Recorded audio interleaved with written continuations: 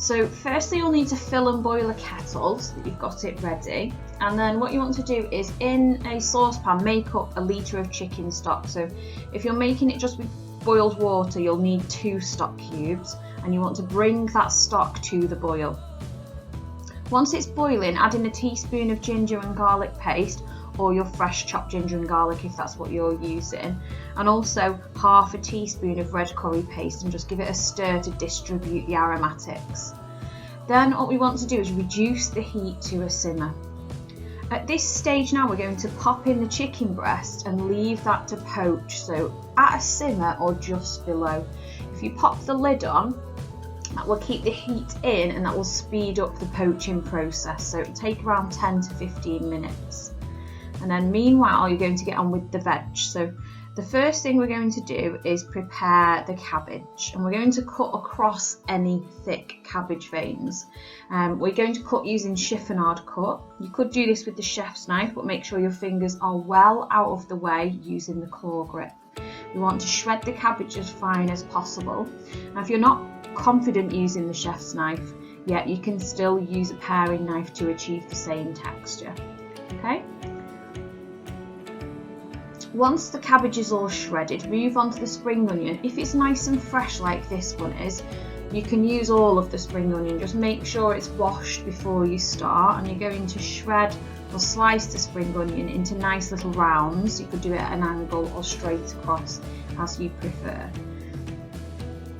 Next is the carrot. We're going to peel the carrot if you need to, if it's got a thick skin, and then continue using the peeler to do the centre of the carrot to actually make some nice ribbons of carrot. If you prefer, you don't need to do this. I'll show you now. You can actually just cut the carrot into julienne, which are the really nice skinny stick type carrots.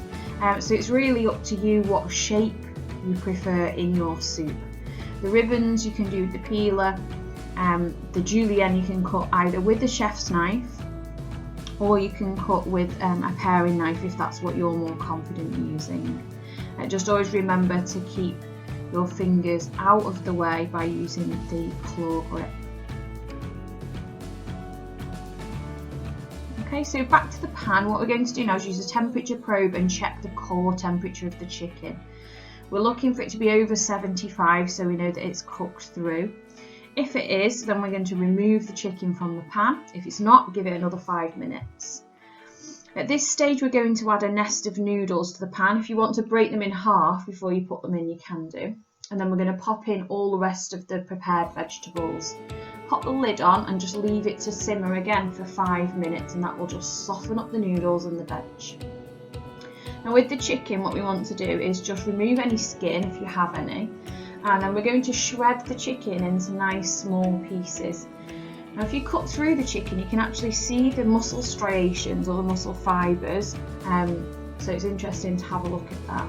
We'll chop it up, chicken back into the pan for 5 minutes to warm through while it's still on the hob. And while that's happening, you can shred up your fresh chopped coriander or any other herbs you want to use. Then return into the soup. What we want to do is to season it with a teaspoon of Thai fish sauce and sprinkle in that chopped coriander. And then what you're going to do is serve it in nice deep bowls with a spoon and a fork to eat Thai style.